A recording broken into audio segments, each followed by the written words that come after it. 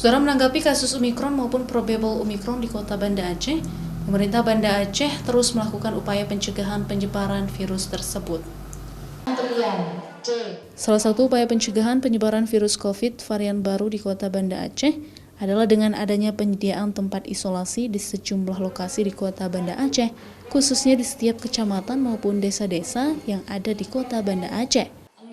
Dengan adanya tempat isolasi mandiri di desa, diharapkan varian baru Omikron maupun kasus probable dapat ditangani dengan segera dan juga tidak terus menyebar dengan cepat di tengah-tengah masyarakat.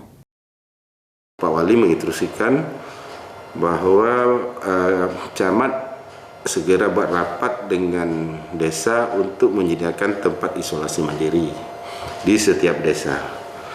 Walaupun belum ada kasus. Hari ini kita lebih fokus ke desa-desa karena pada umumnya tidak perlu dirawat, hanya perlu isolasi mandiri.